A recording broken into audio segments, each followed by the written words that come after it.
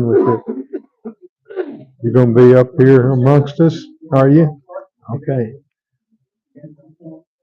They won't. Will they be able to see and hear the class when we talk? We're going to have them talk some tonight, hopefully. Okay, so yeah, we got to work on that then. So, hey Becky, how you doing? Good.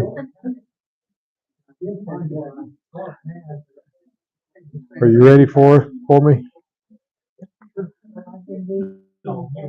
Hey everybody, let me close this door here.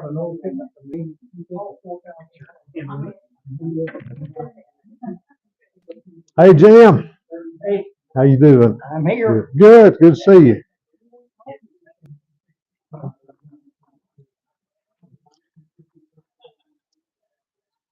Okay, everybody.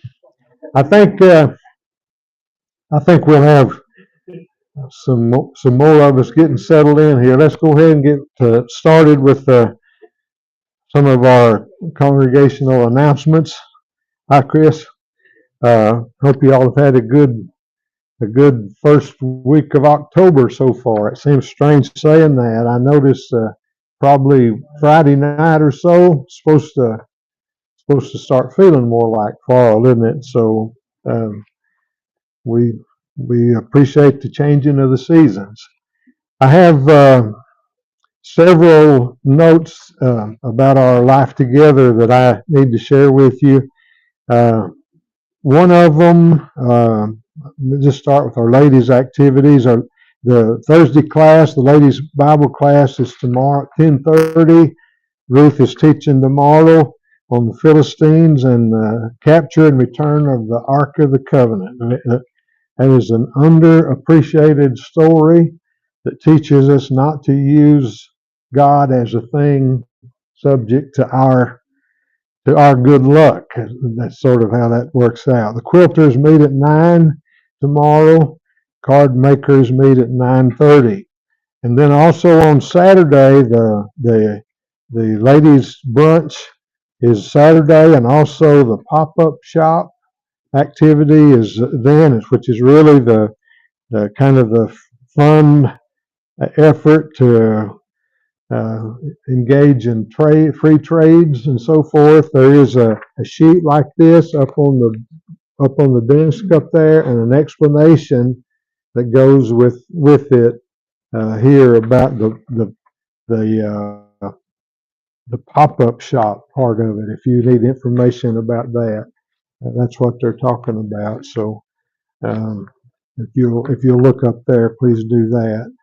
Um, that's it. By the way, that's from 10 to 12 Saturday.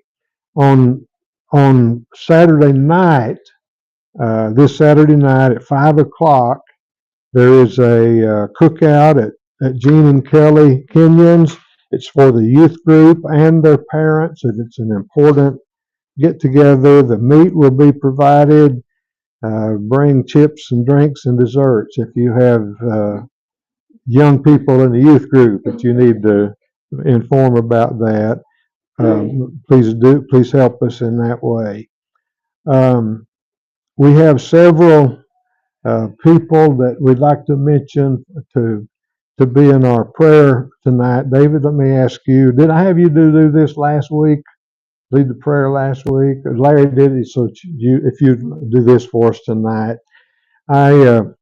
Some of our people, we're sorry always for people who are hurt or sick, but sometimes um, uh, their families make me grin. Sandy called Sue Ahern today about Bob, asking about Bob. Bob had the whole shoulder replacement to deal with the fractures and all that kind of stuff, and he's doing okay. He's back home now, and Sue is having the challenge of trying to make sure he doesn't do things he's not supposed to do, that sort of thing. And Sandy asked Sue if there's any way anybody can help. Well, somebody come and sit with him if you can do that. And how are you doing? Well, Walmart never looked so good, she said. So be thinking of them. And Bob will have the recovering from that ahead of him. Jackie Buck is home now. He's doing better. We're glad for that. Remember him in Virginia. Our brother Russell Harbor is growing weaker. We need to remember him and Helen. The Crawfords, Debbie's dad, whose name is Zane Bradford. Brother Bradford is 96 now, and he's got out of the ICU. He's still in the hospital and still in poor condition. And I don't think they really know what to expect. So Debbie and Barney and their family, we can remember. Brother Jim Reeves, his health has not been good. He's been declining. Remember Jim. Brother Feeney is still in the Maranatha Premier Rehab. He's in room 119. If you have a chance to go visit him, he hasn't gotten to move yet. Mary Jo's grandson, Matt Patterson, is thankfully improving. He will have a lengthy rehab, I think, ahead of him in terms of being able to get up and walk and go about things. Matt was in the same high school class as my son Andy, so and he's in the service in some branch of the service station down in Alabama. Any other prayer opportunities or needs or people we need to mention? They're still down there.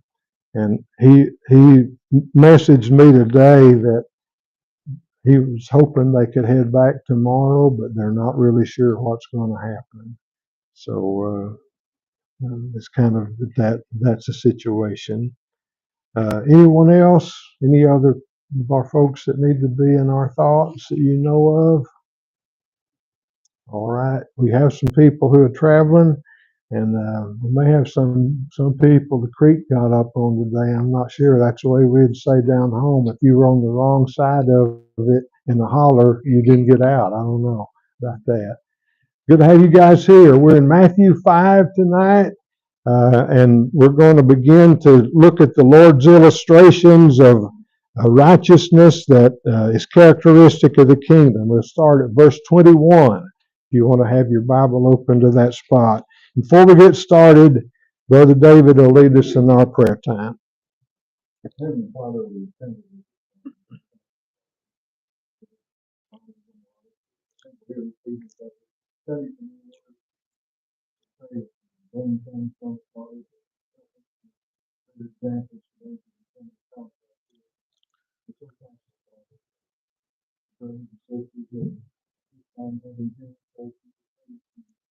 Be within everything, give them strength that they need to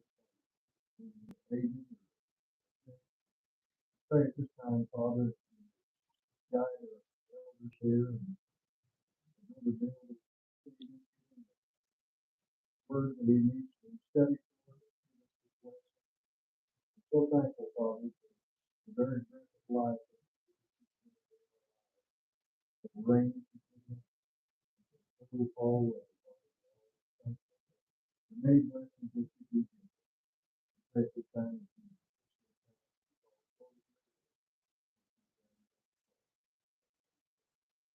Amen. Thank you, David. All right, in Matthew 5, the beginning of the Sermon on the Mount, where we've kind of started at chapter 4:23, and we've looked our way through this, what Jesus said about living, what Jesus says about living. And this message in Matthew 5 through 7 does for the spirit of man what Jesus began to do for the physical ailments of man at the end of chapter 4 as he made known the good news of the kingdom of God. And we saw what Jesus announced about the ones who are really blessed and the Beatitudes, then the influence of people like that he means for people like this to have in the world, the salt of the earth, the light of the world. And then the claim that he makes about his purpose, which is not to destroy what the law required, but instead to fulfill it. Whether fulfill means to explain it completely, or to live it out totally, or to show its true purpose in the lives of people who are living. It's about the righteousness that is characteristic of the gospel that he will be the substance of. I found in my reading something written by Danny Dodd, Danny's the preacher for the Levy Church, North Little Rock. And by the way, Greeley and Shirley were members of that congregation and worked with it. He told me for a year when he was beginning his ministry. But here's about the passage that we're starting tonight.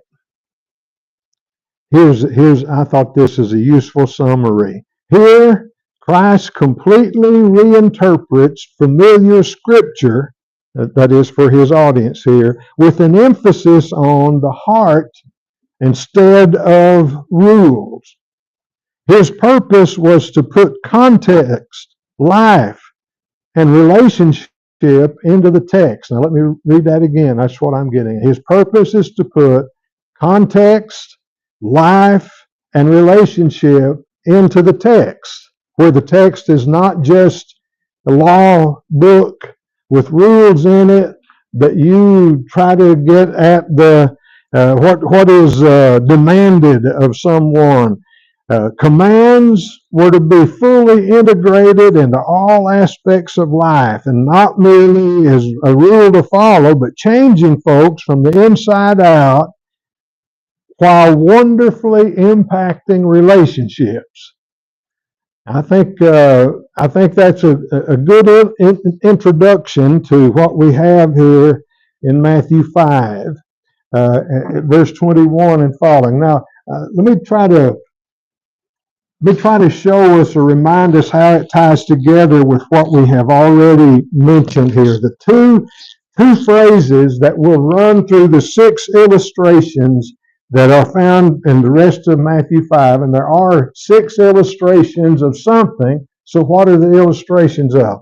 Notice that all of these start with, you have heard, just so you can envision this. You have heard, and then what is the other side of this contrast? All right, but I say unto you. So what does he mean by the you have heard? You have heard that it was said to those of old. What do you think he means? Is it talking about you have heard? Obviously, these people weren't alive where they heard it said to start with. David? Well, in the Old Testament, all right, stated plain fact. So if they had heard the law read, they'd heard Deuteronomy read, for example, they would have heard some of this said. Are there other ways that this might have applied here? What is another way, Brendan? All right. They would have heard the rabbis. They would have heard the traditions of the elders. They would have heard the commentaries that the rabbis had amassed about all the different laws and so forth. They would have heard not just the law read, but they would have heard what respected teachers said that the law meant. Right, David? They've also heard from their dads, their granddads. Yes. When they sit down or they gathered, whenever they gathered, they would sit down. That's the first thing when they talked about it, like Deuteronomy 6 said, talk about it to children and so forth. I think that all of these applied, but there is something that is said in the verse or two previous to this that might limit it a little more to what Jesus was actually talking about. notice that if we back up, verse 21 starts, you have heard that it was said to them of old time. Verse 22, but I say unto you, but we've already run across that I say unto you statement. Back up to verse 17 and 18. Notice that he says it this way, think not that, and he mentions here that I came to destroy but to fulfill, for verily I say unto you.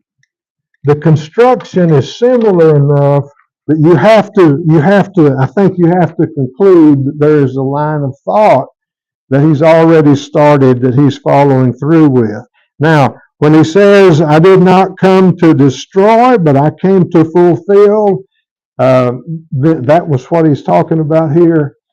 Remember we said last week that to fulfill it, I just summarized this, meant to live it all the way out, to show its true implication, but also to be the one who could say totally and completely how the law was meant to apply.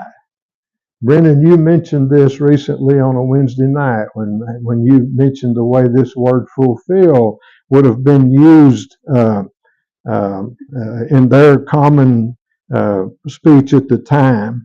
And then come down to verse 20. I say unto you that unless your righteousness exceeds what? Unless what? All right. So unless your righteousness is greater of a different quality than that of the scribes and the Pharisees, that tells me then that what he meant up here was what they would have heard scribes and Pharisees saying. I believe myself that allows us to narrow down a little bit what he's going to be talking about in this passage. Yes, they would have heard the law read. Yes, they would have heard their families talking about it. They would have heard it explained in the synagogues maybe, but the real problem here is the approach that the scribes and the Pharisees had made the people used to taking with regard to the righteousness of the law. All right, so, okay. I would say that what Jesus is saying here is going to be a good contrast with what the legalism of the scribes and Pharisees is. Legalism in this passage will be understood as not wanting to have the law to have its complete total impact, wanting to do what God wants. But legalism is a way to limit the law's demands so that it condemns somebody else besides you. To limit the law's application so that it applies to what somebody else is doing, where you're are able to still feel superior, maybe. All right, so that will help us. I think that will give us maybe something to use to navigate this passage. Jesus, in these 6 illustrations, will not be trying to say everything that could be said about either one of these subjects. He will be trying to contrast the what God intended for the law to help people be with what the scribes and the Pharisees had been teaching about how to keep the rules, you see. And that may be, if we bear that in mind, it'll help us as we go along. Now, These 6 illustrations that Jesus uses in the rest of this passage are ways of showing that real righteousness is also an inward matter. It has to do with your passions, mine too. It has to do with our passions, our intentions, and really with the nature of our practices, our even our very identities, if I can say it that way.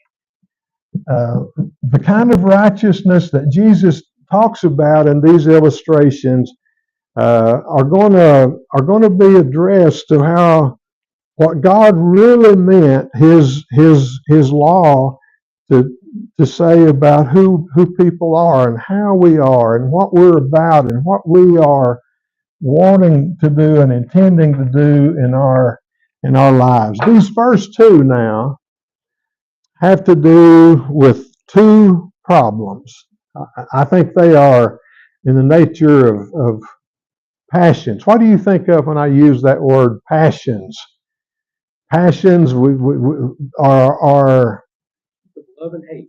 all right, love and hate, extreme emotions. The passions are the longings, the desires, the emotions that can get out of control, that can be hard to rule. And the 2 of them that he addresses first here in this sections have to do with things that can. Let me, if I could, how could I describe this? One of them has to do with things that devalue life, devalue the lives of persons, and the other one has to do with things that degrade persons or degrade relationships, and those are 2 dangers that can come about when passions are not ruled. God gives us passions, including anger and even desire for companionship, in order to bring fulfillment and enjoyment and thrill and all of that to life. But in order to bless us like our passions do, our desires do when they are ruled, they can be dangerous if not ruled, if not controlled. Look at Proverbs 16 and verse 32. Somebody, if you look that up, I think that's the right verse. Proverbs 16 and verse 30. In general, that would apply to both of the subjects that that the Lord describes in this passage here. What does that say? He reaches his eye to devise the first thing. He pursues his lips and brings. I think I gave you the wrong verse. Okay. Better a patient man, a warrior, That's a it. man who controls his temper than one who takes a city. All right. The one who rules his own spirit, his own temper, is greater than one who takes a city. The biblical outlook is one where, of all the things that man or human being endeavors to control or to rule, the one that's most important is himself. And there's nothing harder than that. We call it maturity when someone can. This is the way the old American Standard Version reads in that verse. He that is slow to anger is better than the mighty, and he that ruleth his spirit than he that taketh a city. That's a good refrigerator verse, I guess. Proverbs 16 and verse 32. Okay. And it's a great thought, an important verse. Now, let's look here at this. Remember, we're not trying to say everything about this section that could be said, but at chapter 5 of Matthew now, at verse 21, let me read the whole paragraph, okay, and then we'll go back and talk about it. You have heard that it was said to them of old time, thou shalt not kill. And whosoever shall kill shall be in danger of the judgment. But I say unto you that everyone who is angry with his brother, some older, I think I read one older manuscript, it says without cause, this has with his brother, shall be in danger of the judgment. And whosoever shall say to his brother, Raka, or I brought another version here. That word Raka, this one translates, you good for nothing. Or a possibility is, you empty-minded. So you can kind of see, not exactly a compliment, shall be in danger of the council. And whosoever shall say, thou fool, which is this footnotes, that's an expression, a Hebrew expression of condemnation. It's not talking about his intellect. Shall be in danger of the hell of fire. If therefore thou art offering thy gift at the altar, and there rememberest that thy brother hath aught against thee, leave there thy gift before the altar, and go thy way. First be reconciled to thy brother, and then come and offer thy gift.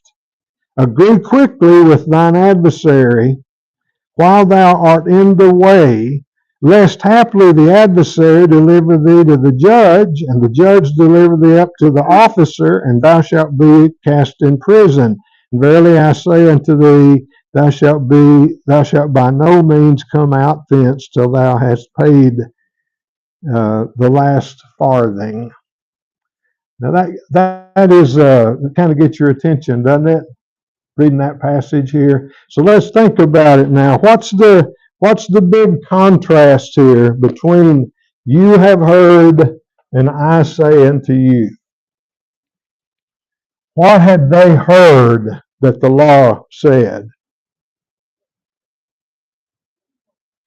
All right, you have heard, you've heard it said that the law said, you shall not kill. And that technically then, if you think about the meaning of that, that means, in fact, it's translated this way in most of your version, you shall not murder. And whoever shall kill. In other words, now you've heard, according to what you've heard, what would you have to do to be in danger of the judgment in view of this commandment here? Kill somebody. So that would mean that technically I could be sitting here seething at Josh. I'm not, but technically I could be. Or I could be sitting here gritting my teeth at Brendan. Or I could be sitting here meaning to get Burl when he turns the other way and walks up the hall, and I'd be all right because I haven't yet physically done it. I could refuse to look someone in the eye. I could harbor bitterness towards somebody in my heart and life. I could hole up in my little office at home and not ever talk to anybody, and not ever encourage anybody, and not ever try to speak to anybody. And technically, I hadn't killed anybody. Therefore, I'm in no danger of judgment. What's the problem with that view? Your heart. Your heart. And would that view build healthy relationships? Would that view enrich life? would that view be what God meant? Would that be how God is? Would I be in God's image if I took that? So you see that. So look at what Jesus says about this. But I say unto you, so I say here, and notice that there are two. Is the change here going to be in what the law said or in how the law applies? Is Jesus changing the law? No, he's fulfilling it, right. He is saying what the law meant. He's saying how the law applies. And that in itself is a huge claim if you think about it. Now, look at what he says here. I say unto you, and then there are three whosoevers, or whoever's, or anyone who. First one is whoever is, what does that phrase is, that word suggest to you? Is angry with his brother. All right, it is a continuing state, right? Now, what Jesus is getting at is it's not every thing that needs to be said or could be said on this topic at all, but he's contrasting how limited an application they had heard the law have. What is this? The sixth commandment, I believe it is. And they were taking a view of life which meant as long as you don't snuff it out, you're good. Jesus is saying life is so valuable and so sacred that you don't want to be so preoccupied with anger that you develop the situation here where you develop where you say to your brother Raka, which is a term of contempt. This is an insult here. So this is a state of contempt toward another person. You're angry and a state of contempt for them as a person, not what they have done necessarily. But then the third thing is you fool, and this is a term here which means condemnation, where you condemn another person. All right. That is the alarm flag that Jesus is trying to raise here, where we settle into a permanent state of this kind of thought, where who is it that really is defiled by this? All right. It's not you if I feel that way toward you, even though that's devaluing life, but it's me. If this is going on inside of me, and if this is what I'm saying, then there's the problem where Jesus talks about the danger that's there. You can be, he says, in danger of the judgment, verse 22, first part, in danger of the council of the Supreme Court for the Jews, or in danger of the hell of fire. The word for hell, as you may know, is Gehenna. Anybody tell me where that term derives from? That's right, called the Valley of Hinnom, right. And that's where the trash thrown out there, there's always a smoldering fire, there's plenty of maggots wiggling around in the garbage heap and so on. And it's not a literal where you're cast out into the valley of Hinnom. But this is a way of illustrating the fate of a life which is ruined and is lost in that way. Now, before we deal with the Lord's cure for that problem in verses 23 and 24, let's think for a minute about where this starts here. Is it wrong to feel anger toward what someone else may say or do? Is anger wrong? What purpose does anger serve in our lives?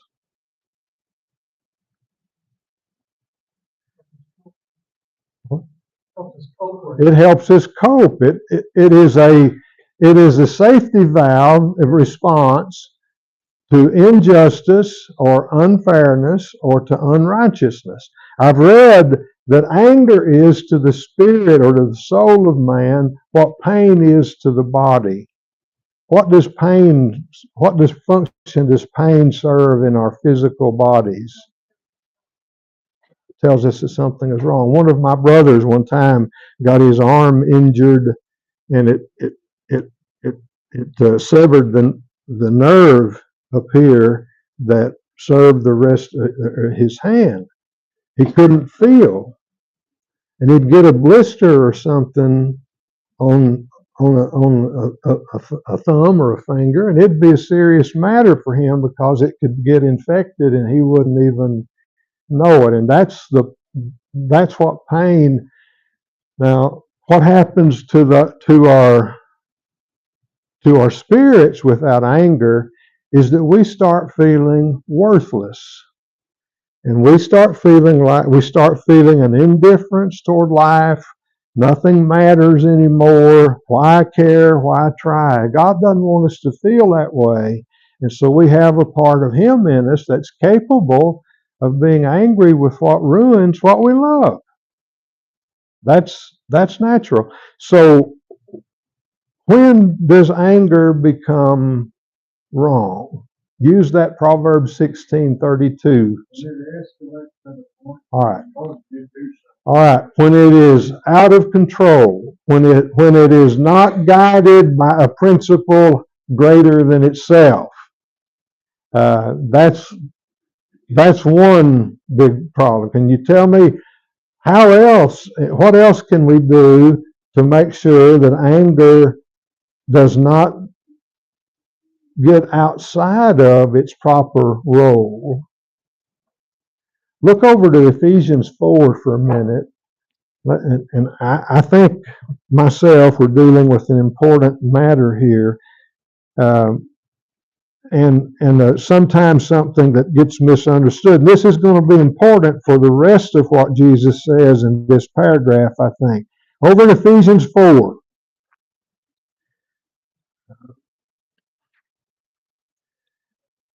And when Paul begins to describe the behavior of the new man, Ephesians 4:26 and 27. Becky, read that for us if you would. Be angry and do not sin.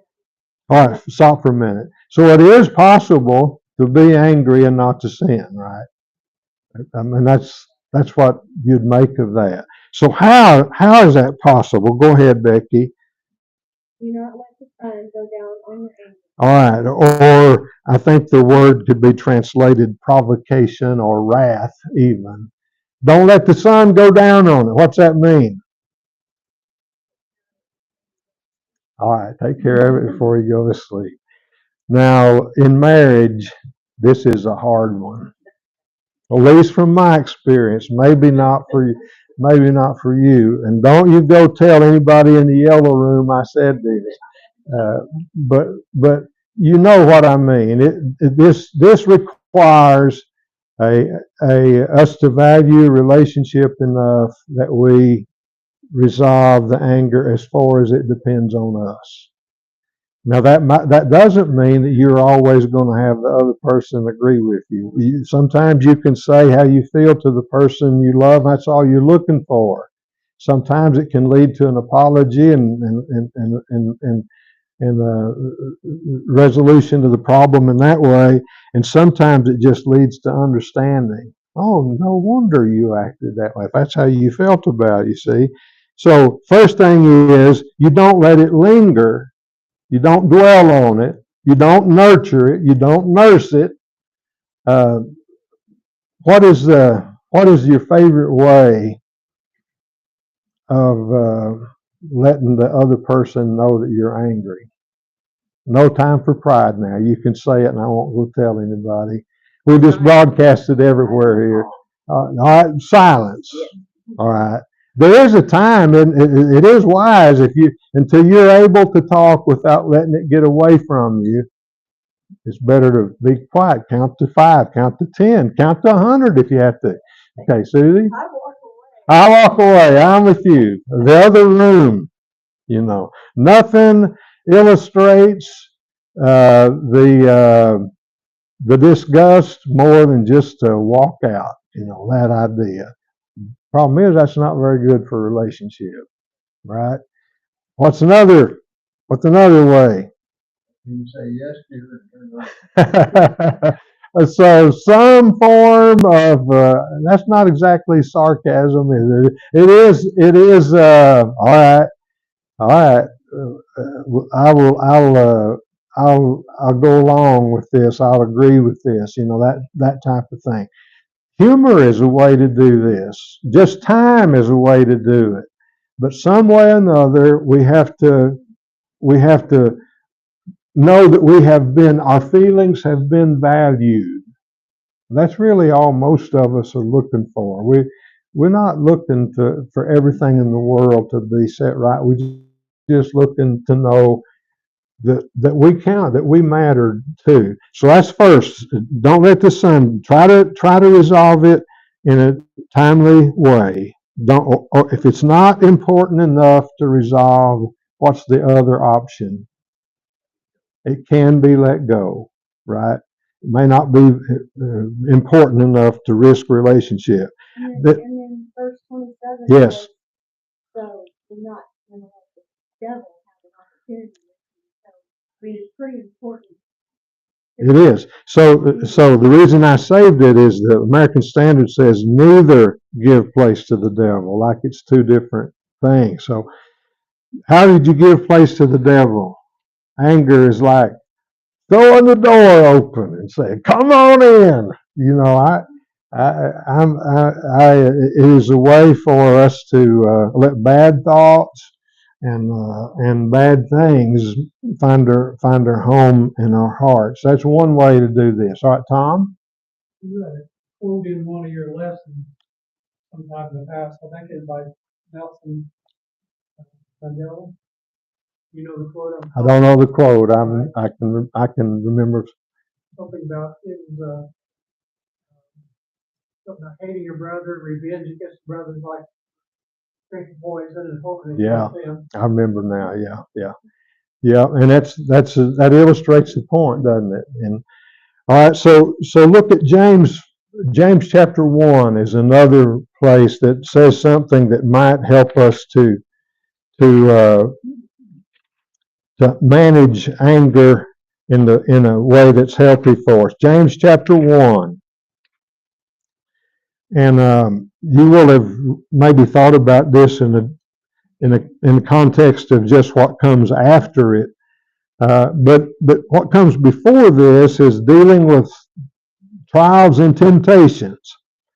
And then what comes after this is getting the filthiness out of the heart and taking in what the Lord says and going on with it that way. But look at verse 19 and 20, James chapter 1. Somebody have that, want to read it? So then, my beloved brother, let every man be swift to hear, slow to speak, slow to wrath, for the wrath of man does not produce righteousness. Okay. So what advice with regard to anger would that offer us? Cool down before. All right. you do anything. First, become the kind of person who is not just waiting to be offended, not easily picked off. You know, way we'd say it that way. Second, listen first. Be swift to hear. Now, what really are you busting to do when you're angry? I'm swift to say something, to tell somebody off or whatever it is. This takes the opposite approach. Just in this is such a relevant thing in our culture right now. Just on the news tonight, I was watching, sitting down there, getting ready to head over here, and this deal comes on about, I forgot what city it's in, but man, on this busy freeway out here, two motorists get into it, and they just stop right there in the middle of the road, and first thing you know, the other one's over there. They call it road rage. They're about to jerk the other one out of the car. Or one picture I saw, this guy swinging a machete around, even just to illustrate. Okay, About 3 or 4 weeks ago, we had a case over right down here on 44. did we? Killing me. Goodness. So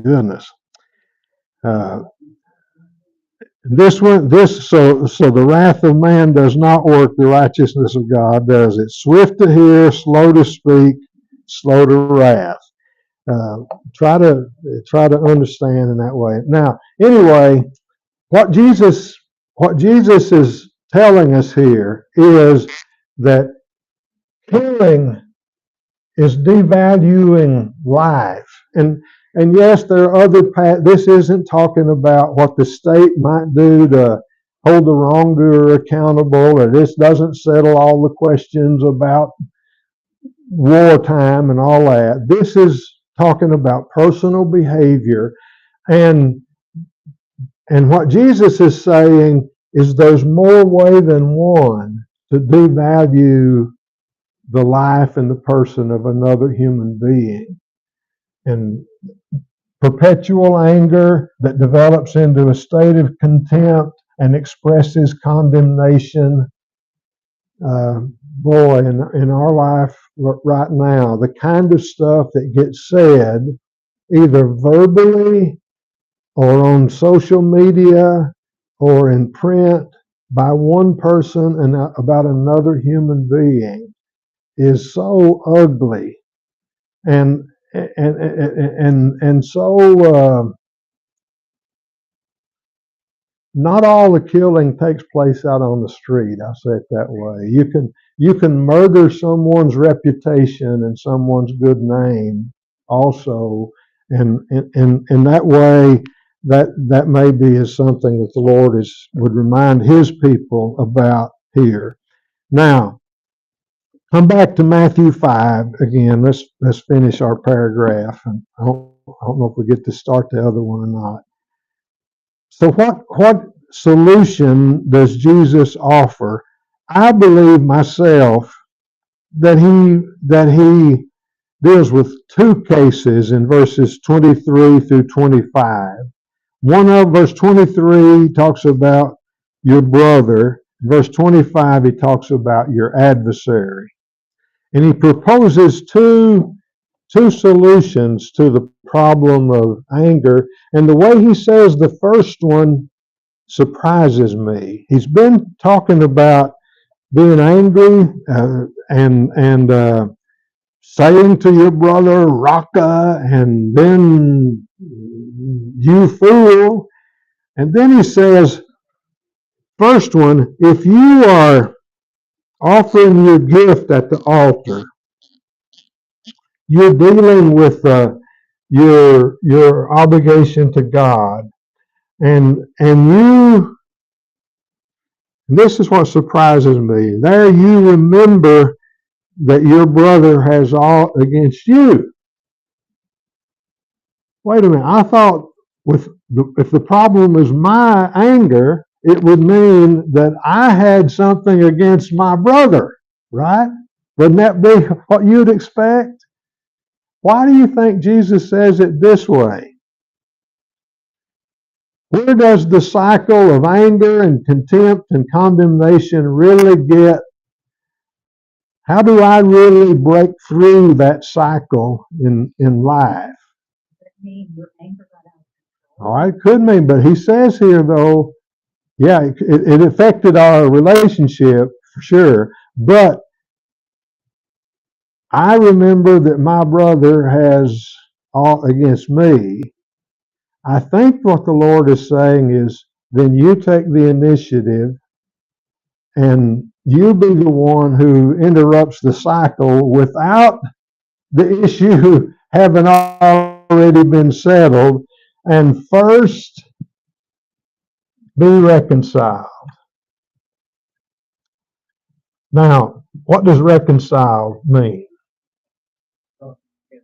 Brought back together, right? To make friends again. I have found this, I've heard this phrase used for all kinds of different situations. I've seen one brother told me one time, I'm not going to take the Lord's Supper anymore because I have someone I can't get along with. That isn't what Jesus is calling for here. Another guy told me one time, I don't think I can come to church and worship God because there's somebody that I've not been able to get along with.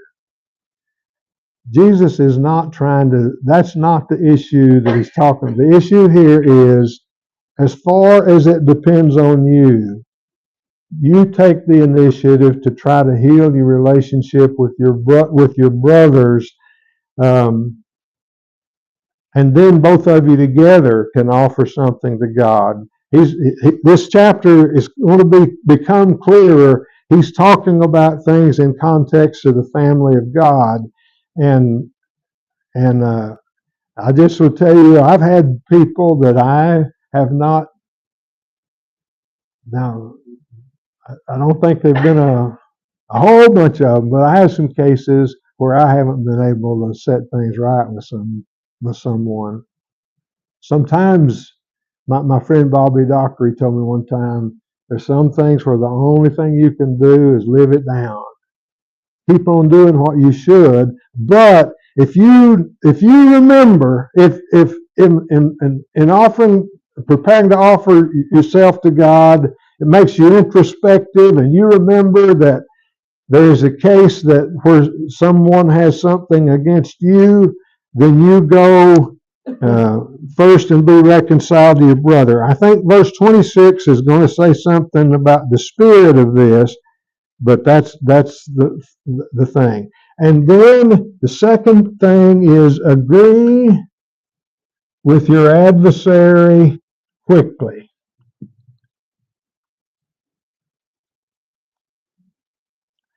If you don't want to have a situation where you have to live by a strict code of rules and that's it, wherein anytime there is a rupture of the rules, someone has to measure up on some technicality in order for you to agree with that person or to accept that person, then you're going to be in for a frustrating situation. So agree quickly with your adversary. And the reason for that, it's kind of practically funny when you think about it. If you're going to insist on your rights down to the letter of the law, black and white, then you're going to have some times where somebody's going to hold you to that standard too. Yeah, Tom? That may be awkward, but Uncle Fred Wilson used to say, never do business with your family, remember the church. I heard him say that one time. I said, why? I said, because they hard feelings, you gotta see them every Sunday morning. And he would say that with the grin too. And I learned that your Uncle Fred had a lot of those kind of sayings written in the page of his Bible there, Tom. What a fellow. what the Lord says is, if you take action while you can, this is the reason for the quickness here and for the readiness to be reconciled. If you don't, then this is going to get delivered up to the judge, and then the judge is going to deliver you to the officer. Then the officer just going to fulfill his duty, and you'll have to pay the price of that down to the last drop. So what he's saying is, you don't want to live that way. Now, again, this doesn't settle every issue that we ever wonder about, but can you see how this puts the whole discussion in a different light? We've moved from things go wrong, the only way you can settle it is just kill somebody, to human life is not perfect. We have things that stir our anger and can become the worst kinds of passions that develop into contempt and condemnation. What God really wants when He says this is, if you're going to value life in a world where neither you nor other people are perfect, you're going to need to learn to be reconciled first and to agree quickly where there's been some problem. You don't agree quickly, then it develops into deepening feelings of this, and then there are real problems. And all that we have to do to see the value of this is to look at the world today. Now, just for a minute, and I heard the first bell. Which of the Beatitudes does this teaching fulfill or call for? Which of the Beatitudes are necessary in order for us to listen to Jesus in bringing the law to its fulfillment in this way, where anger is concerned and where valuing of life? Love your brother.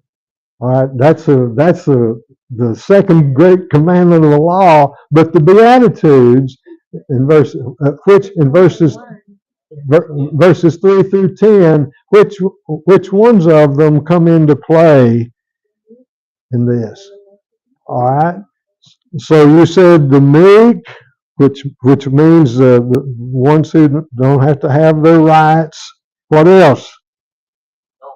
All of them. Okay, that's what I was hoping you'd just say. The poor in spirit, which means I know I've got my problems too. Those who mourn over how things are and where we fall short in life is better than those who are angry with it. Hungry, the meek, that's gentle strength. The hungering and thirsting after what's right, being merciful, having pure, unmixed motives, being peacemakers, being willing to be persecuted for righteousness' sake. That starts to look awfully practical, doesn't it, when you get down to it? I appreciate you guys being with us for class tonight. Anybody else have any other comment to make or any other announcement? Susie? This is really interesting because I've dealt with my grandson. And, well, sadly, I mean, temporarily, that, he had to get therapy. This was when he was younger in school and he was in trouble. And I mean, every little thing he could punch somebody and get into fights. But I chalked it up part of it. He lost his mother. Yeah. So we had to kind of cope with that, but he's gotten some help. And this was when he's younger, all the time we had to worry. And when he was tiny, I could hold him until he got older. But as he got older, it got worse. But now he's in high school till the end, and it seems like that helps him Yeah. curb his temper. And so I've been doing a lot of talking to him. Well, you notice you notice that our whole culture has a lot to do this. It's quite personal for me. Let me just tell you all this before you go. There's no charge. We're on free time here. I got to sit down with 5 of my brothers Sunday evening down home, and then Monday too. And I got a picture to prove it. And I thought I sat there and talked to my brother Philip a long time. Philip is the 4th one of us. You know, a lot of you know the circumstances in my family. We lost our dad early on, and I ended up being like the camp counselor a lot of time because I was the oldest of them. So, long story short, I got started to church from an argument with my stepfather, really. And after about a year and a half, I decided to obey the gospel. Life, however, went on the same way, and I got left with the kids, and my brother Philip, all of us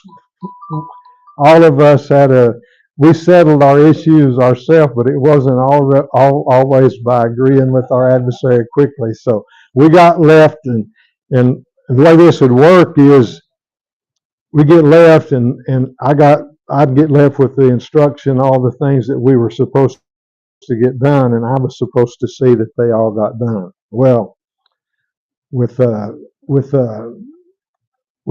little brothers, not all of whom were always eager to do the chores. Sometimes the relationships deteriorated a little, and they did that day. Now, y'all remember, this is the week after I obeyed the gospel, right? Or maybe 2 weeks. So this degenerates. Philip, you got to do this. I don't want to do this. You got to do this. I'm not going to do this. You have to do this. Make me do this. So you know where this ended up. So I had him down on the ground, my knees. Finally, all of the wiggling and kicking and hollering around in the mud, probably, and I'm not going to let you up until you promise you'll do this. And Philip, in his deep frustration, finally said, "All right, Christian, I'll do it." that's my introduction to anger and Christianity in real life. All right, Christian, I'll do it. I thought of that last Sunday when we were talking here. I didn't tell him I thought of it, but anyway, thank y'all for being with us. That was good. All right.